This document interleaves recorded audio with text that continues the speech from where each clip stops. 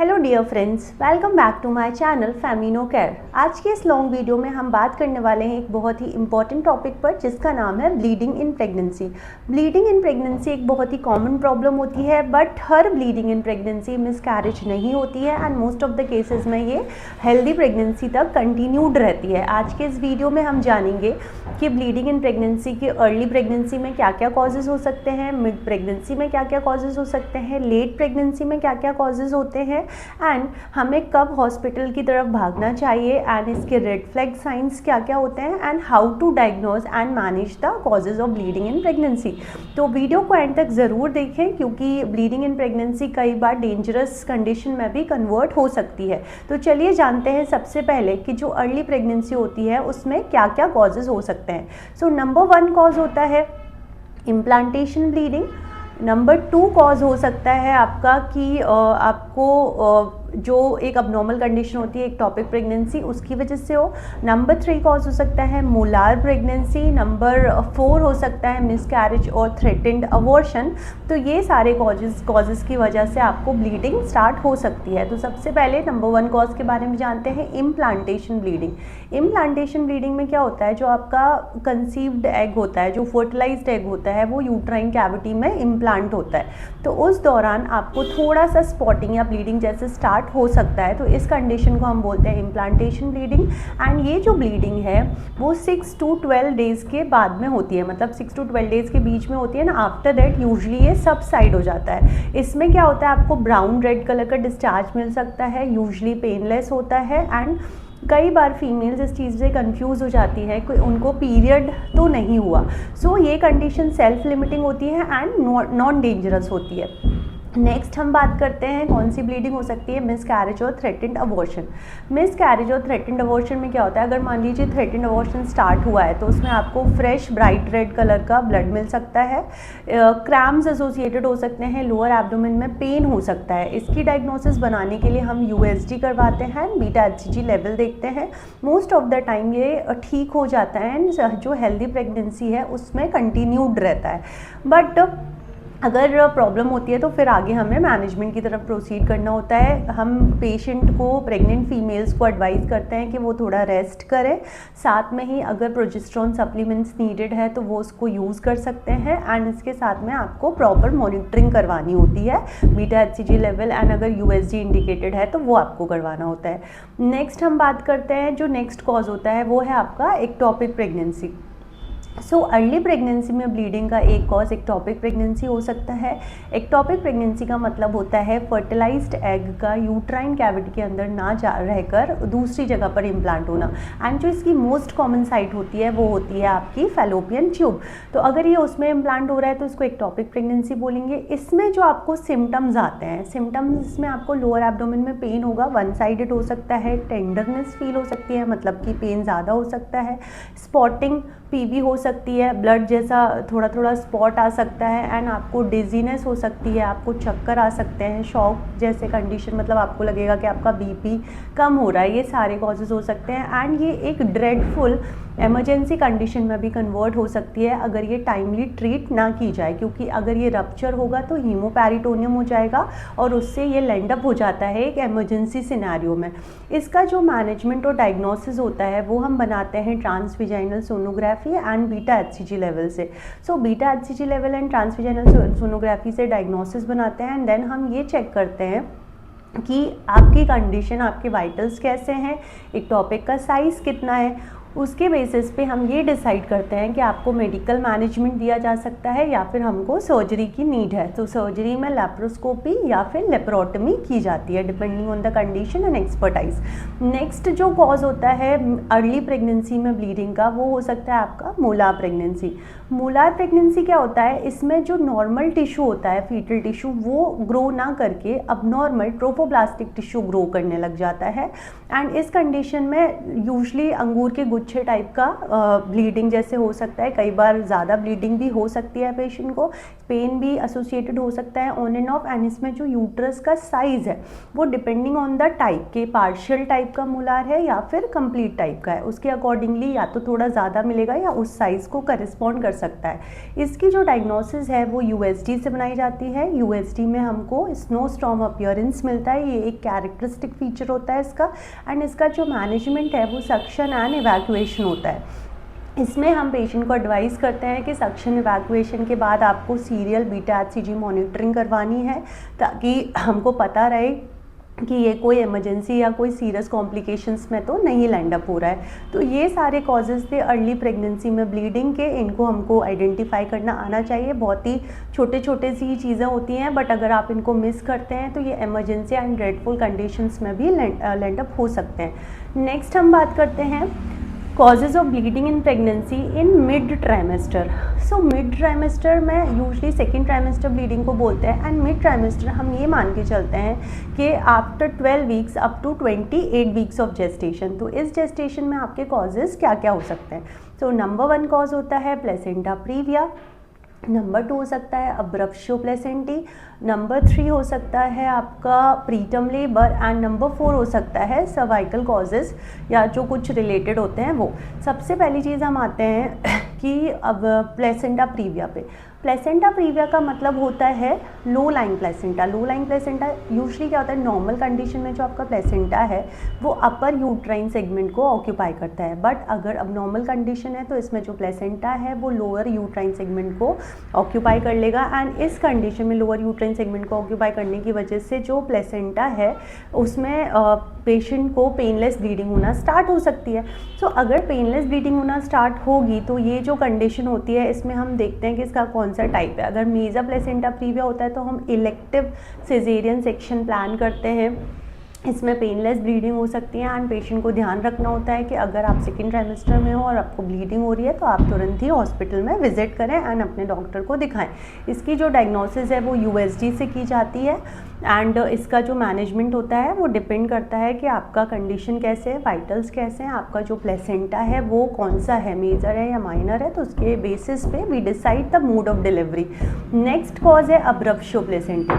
अब्रप्शो प्लेसेंटी जो होती है वो एक पेनफुल कंडीशन होती है। इसमें यूट्रस रिजिड हो सकता है, टाइट लगता है, और इसके साथ ही इसमें होता क्या है, जो प्लेसेंटा है वो प्रीमेच्योरली यूट्राइन से कैविटी से सेपरेट होना स्टार्ट हो जाता है। तो इस वजह से जब सेपरेशन होता है तो हमें ब्लीडिंग स्टार्ट हो सकती है, एंड जो ब्लीडिंग होती है वो डार्क कलर्ड की हो सकती है and concealed and revealed 2 type का होता है। तो इस कंडीशन में भी आपको ब्लीडिंग होगी, पेन होगा, एंड आप डॉक्टर को जब विजिट करेंगे तो वहाँ पर अल्ट्रासोनोग्राफी कराई जाएगी। एंड इस कंडीशन में जो फीटल हार्ट रेट है वो भी आपको कम मिल सकती है। तो कभी भी अगर सेकेंड ट्राइमेस्टर में आपको ब्लीडिंग हो तो तुरंत हॉस्पिटल रश करें, क्योंकि ये बहुत इंपॉर्टेंट डेडफुल कंडीशंस में लैंड अप हो सकते हैं। So depending on the condition of your baby and yours, उसके अकॉर्डिंग हम डिसाइड करते हैं कि हम वेजाइनल डिलीवरी कराएंगे या फिर सी सेक्शन लेंगे। एंड थोड़ा अगर हमको लगता है कि सब कुछ स्टेबल है, अभी हम डिलीवरी को थोड़ा और पोस्टपोन कर सकते हैं, तो वो भी हम करने का ट्राई करते हैं। नेक्स्ट जो कॉज है, थर्ड कॉज, वो होते हैं सर्वाइकल कॉजेज़। जैसे आपके सर्विक्स में इन्फेक्शन है, इरोजन है, पॉलिप है, या फिर कोई ट्रॉमा हो गया, तो उसकी वजह से भी ब्लीडिंग स्टार्ट हो सकती है। And most of the cases में ये जो ब्लीडिंग होती है वो सेल्फ लिमिटिंग होती है, या फिर कॉज को देख के हम उसको आइडेंटिफाई करके उसका रूल आउट करके उसका ट्रीटमेंट करते हैं। एंड ये प्रेगनेंसी रिलेटेड यूजुअली नहीं होता है, या फिर प्रेशर की वजह से कई बार हो भी सकता है, तो बहुत ज़्यादा इसमें घबराने वाली बात नहीं होती है। नेक्स्ट जो कॉज होता है वो है आपका प्रीटर्म लेबर। अगर प्री टर्म लेबर स्टार्ट हो गया है तो उसमें आपको पेन होना स्टार्ट हो जाएगा, एंड उसकी वजह से अगर मेम्ब्रेन सेपरेशन है या फिर मेम्ब्रेन रप्चर हो रही है तो वहाँ से भी शो लाइक या फिर ब्लीडिंग स्टार्ट हो सकती है। इसमें क्रैम्प होता है, इसमें हम यूएसडी करवाते हैं और symptomatic and supportive treatment provide करके ट्राई करते हैं कि प्रेगनेंसी को थोड़ा प्रोलॉन्ग कर सके और डिलीवरी को थोड़ा पोस्टपोन कर सके, ताकि आप और आपका बेबी दोनों ही हेल्दी रहें। तो ये सारे कॉजेज़ थे मिड ट्राइमेस्टर, सेकेंड ट्राइमेस्टर में ब्लीडिंग के। अब हम बात करने वाले हैं लेट ट्राइमेस्टर में ब्लीडिंग के या थर्ड ट्राइमेस्टर में ब्लीडिंग के। थर्ड ट्राइमेस्टर में ब्लीडिंग यानी कि आफ्टर 28 वीक्स क्या क्या कॉजेज़ हो सकते हैं? तो नंबर 1 कॉज सेम होता है प्लेसेंटा प्रीविया, नंबर 2 कॉज हो सकता है अब्रप्शियो प्लेसेंटी, नंबर 3 कॉज हो सकता है कि आपका जो नॉन प्रेगनेंसी कॉजेज़ हैं वो भी साथ में एसोसिएटेड हो सकते हैं, एंड नंबर 4 कॉज हो सकता है आपका कि इसमें आपको शो स्टार्ट हो गया, मतलब ट्रू लेबर पेन स्टार्ट होने लग गया और उसके साथ में शो हो गया है। तो सबसे पहले प्लेसेंटा प्रीविया, जैसे कि मैंने अभी आपको बताया कि जो सेकेंड ट्राइमेस्टर कॉजेज़ होते हैं, वैसे ही जो प्लेसेंटा होता है वो यूट्राइन कैविटी में अपर सेगमेंट को ना ऑक्यूपाई करके लोअर सेगमेंट को करता है। तो इसमें भी सेम मैनेजमेंट करते हैं।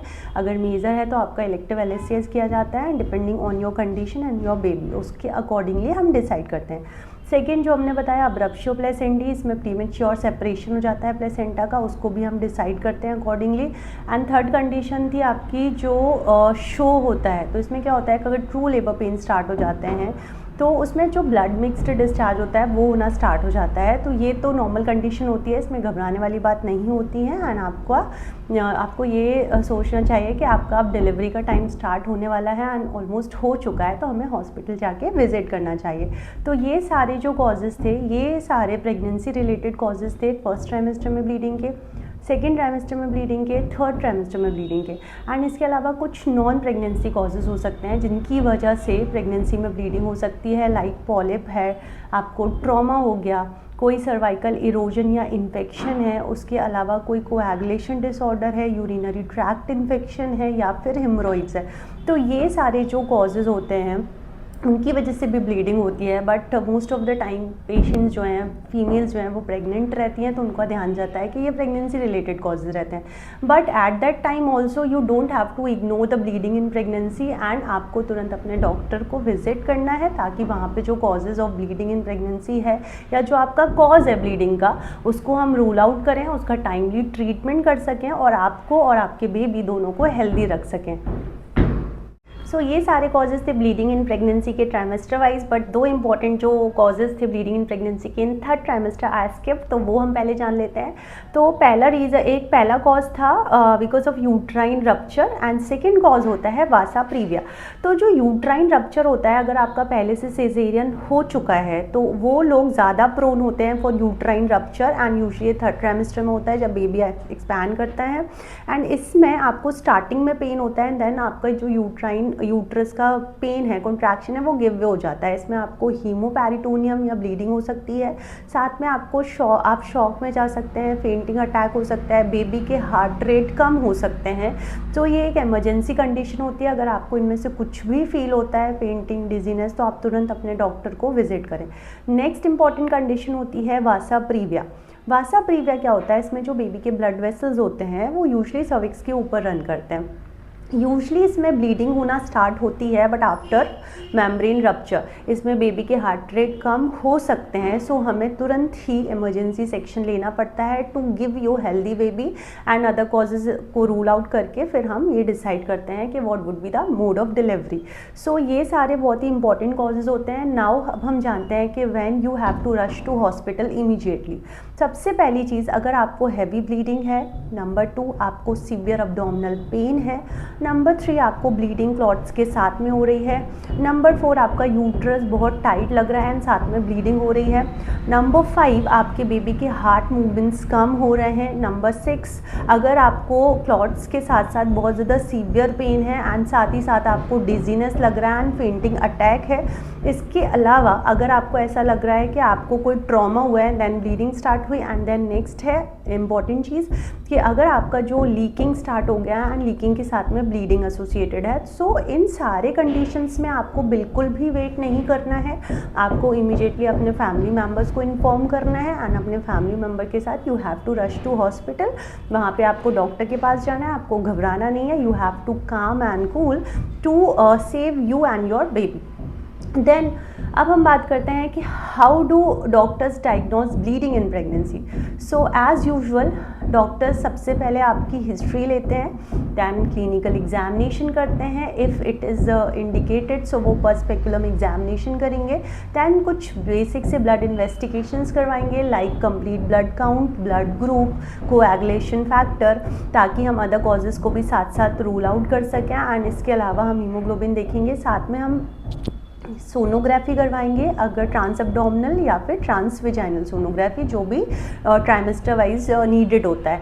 देन बीटा HCG अगर नीडेड है depending on the trimester wise and depending on the cause to rule out the other conditions, तो हम बीटा HCG भी करा सकते हैं if it is indicated. And then उसके बाद में हम ये डिसाइड करते हैं कि आपका मोड ऑफ डिलीवरी या जो भी डिपेंडिंग ऑन द ट्राइमेस्टर क्या आगे चीज़ होने वाली है वो डिसाइड किया जाता है after taking proper consent and after doing proper counselling to attendant and patient. तो आपको पहले क्लियरली सारी चीज़ें एक्सप्लेन की जाएंगी एंड देन उसके बाद में आगे जो भी हमें प्रोसीड करना होगा उसके अकॉर्डिंगली हम प्रोसीड करते हैं। नेक्स्ट चीज़ आती है कि ब्लीडिंग इन प्रेगनेंसी तो हो गई and we already diagnosed it.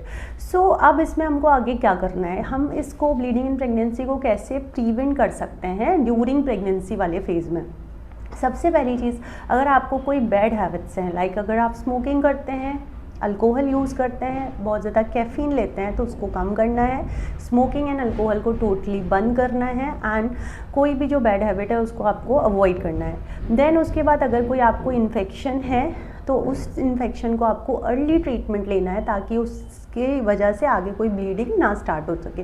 अगर आपको कोई रेड फ्लैग साइन दिख रहा है, लाइक आपको ऐसा लग रहा है कि हैवी ब्लीडिंग है, पेन ज़्यादा हो रहा है, तो आपको तुरंत डॉक्टर को विजिट करना है। आपको डिजीनेस है, फेंटिंग अटैक है, तो आपको जल्दी से जाके विजिट करना है। मतलब बेसिकली आपको ब्लीडिंग इन प्रेगनेंसी को प्रिवेंट करने के लिए सबसे पहली चीज़ तो आपको अवेयर रहना है, एजुकेटेड रहना है, इन्फॉर्म्ड रहना है एंड काम एंड कूल रहना है। और उसके बाद आपको सारे फैक्टर्स को अवॉइड करके सारी चीज़ों को देख के अपने डॉक्टर के पास विजिट करके टाइमली डायग्नोसिस एंड मैनेजमेंट करवाना है। इससे ये होगा कि अगर आपको कोई सीवियर चीज़ भी होगी, लाइक अगर आपको placenta previa, low lying placenta एक टॉपिक भी डायग्नोज होता है, तो अगर आपने अर्ली खुद पे ध्यान दिया है तो डॉक्टर अर्ली डायग्नोसिस करके आपको अर्ली ट्रीट कर सकते हैं ताकि आगे आने वाले टाइम में आप सेफ रहें और आपकी प्रेगनेंसी भी हेल्दी तरीके से कंटिन्यूड रहे।